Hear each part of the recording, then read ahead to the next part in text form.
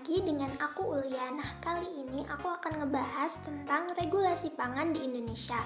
Yang akan kita bahas, yang pertama adalah peraturan perundang-undangan, dan yang kedua adalah standar nasional Indonesia.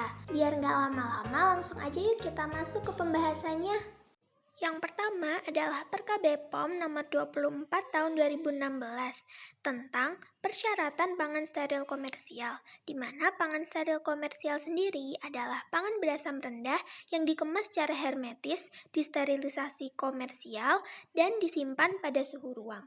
Peraturan ini mengatur tentang persyaratan pangan steril komersial yang diproses dengan menggunakan panas ataupun dengan perlakuan lain seperti iradiasi. Pangan berasam rendah yang dikemas hermetis dan disimpan pada suhu ruang harus disterilisasi komersial, di mana harus memberikan nilai FO sekurang-kurangnya 3 menit dihitung terhadap spora Clostridium botulinum.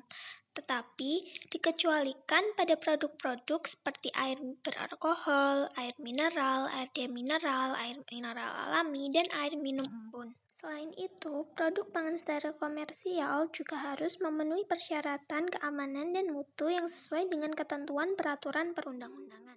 Untuk pelabelannya mengikuti ketentuan peraturan perundang-undangan, sedangkan pengawasannya dilakukan oleh Kepala Badan BPOM. Nah, jika melanggar akan dikenakan sanksi administratif berupa peringatan secara tertulis, larangan mengedarkan untuk sementara waktu, perintah pemusnahan, penghentian sementara kegiatan produksi dan pengedaran, serta pencabutan izin edar. Selanjutnya adalah Perka BPOM nomor 33 tahun 2018 tentang penerapan 2D barcode dalam pengawasan obat dan makanan. 2D barcode ini akan berupa QR code yang pengaplikasiannya akan didampingi oleh aplikasi track and trace Badan BPOM. Produk yang harus menerapkan 2D barcode adalah produk seperti obat-obatan, obat tradisional, suplemen kesehatan, kosmetika, dan pangan olahan.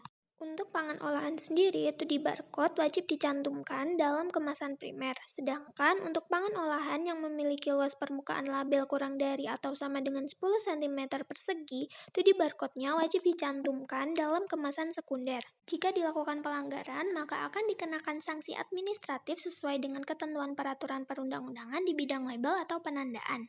Berikutnya adalah SNI atau Standar Nasional Indonesia. Berikut adalah produk pangan olahan yang diberlakukan SNI wajib. Nah, SNI wajib yang akan kita bahas adalah SNI 8222 tahun 2016 tentang sarden dan makarel dalam kemasan kaleng.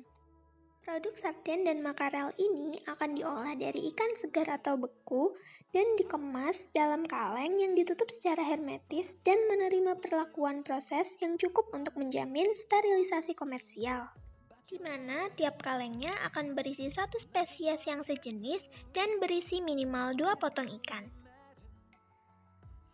Berikutnya dapat dilihat pada tabel tentang persyaratan mutu dan keamanan pangan sarden dan makarel dalam kemasan kaleng, di mana dapat dilihat bahwa parameter uji yang digunakan adalah uji sensori, uji kimia, uji cemaran logam berat, dan uji fisik.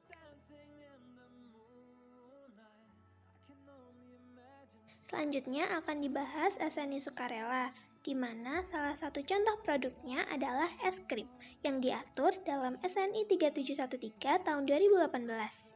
Es krim sendiri merupakan produk pangan olahan beku yang diperoleh dengan proses emulsifikasi susu atau produk susu atau campurannya dengan atau tanpa tambahan bahan pangan lain, dengan atau tanpa penambahan BTP yang diizinkan, yang dipanaskan dengan cara pasteurisasi, dan dengan atau tanpa penambahan udara. Berikut ini adalah tabel yang berisi tentang syarat mutu es krim, di mana kriteria ujinya terdiri dari keadaan, total padatan, lemak, protein, cemaran logam berat, cemaran arsen, dan cemaran mikroba.